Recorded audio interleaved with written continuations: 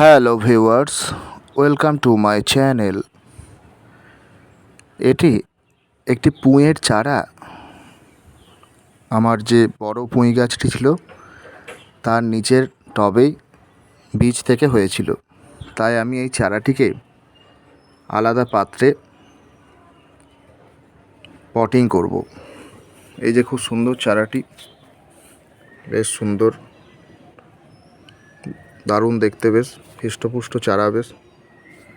তাই এই চারাটি কিন্তু আমি পটিং করে দেবো। এই যে আমি একটি গ্রো ব্যাগ নিয়েছি, এই যে গ্রো ব্যাগ, এইখানে আমি মাটি দিয়েছি 50% মাটি আর 50% ভার্মি কম্পোস্ট একসঙ্গে মিশিয়ে মাটিটিকে তৈরি করে নিয়েছি। তা আমি এই মাটিতে পটিং করে দেব। তো এই মাটিটিকে তো আমি বললাম আগেই বানিয়ে নিয়েছি আমি। এই মাটিতে এই চারাটি আমি বসিয়ে দেব।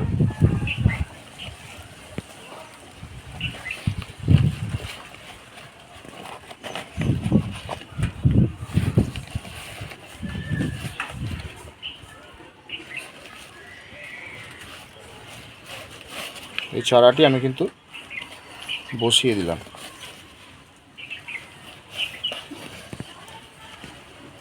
সবসময় যখনই গাছ বসাবেন আপনারা, তখন কিন্তু ভরপুর জল দিয়ে দেবেন।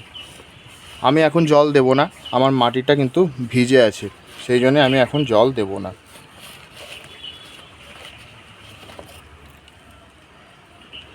গাছ বসানোর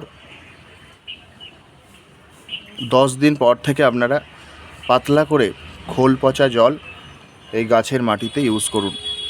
15 দিন অন্তর অন্তর আপনারা খোল পচা জল ইউজ করুন। আর মাসে আপনারা কিচ্ছু না, একটু ভার্মি কম্পোস্ট আপনারা এই মাটিতে ছড়িয়ে দেবেন।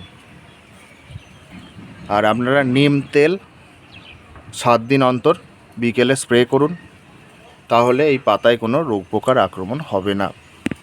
খুব সুন্দর আপনারা এই পুঁইয়ের চারা করুন, যে আপনারা নিজেরাই খান, দারুণ হবে। পুঁই শাক আর বাজার থেকে কিনতে হবে না।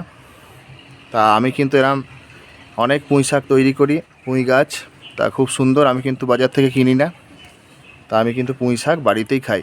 তা আপনারাও করুন, খুব সুন্দর। আর নর্মাল কেয়ার, একদম কিচ্ছু কেয়ার লাগে না, মানে কিচ্ছু আপনাদের পরিচর্যা লাগে না। আর মাটি শুকোলে জল দেবেন, আর ফুল সানলাইটে রাখবেন, খুব সুন্দর বৃদ্ধি হবে। আর আপনারা ওই খোল পচা জলটা আপনারা ইউজ করুন 15 দিন অন্তর অন্তর, গাছের খুব সুন্দর বৃদ্ধি হবে। আর ওই 1 মাস কি 2 মাস অন্তর আপনারা ওই যে বললাম ভার্মি কম্পোস্ট বা আপনারা গোবর সারও নিতে পারেন, গোবর সার আপনারা এই মাটির সঙ্গে মালচিং করে দেবেন। এই হচ্ছে নর্মাল পরিচর্যা। তাহলে আশা করি বুঝতে পেরেছেন। তা যদি ভালো লাগে ভিডিওটি লাইক করুন, বন্ধুদের সাথে শেয়ার করুন, আমাকে কিছু জানতে কমেন্ট করুন, এবং যারা নতুন আমার চ্যানেলটিকে সাবস্ক্রাইব করুন। Thank you.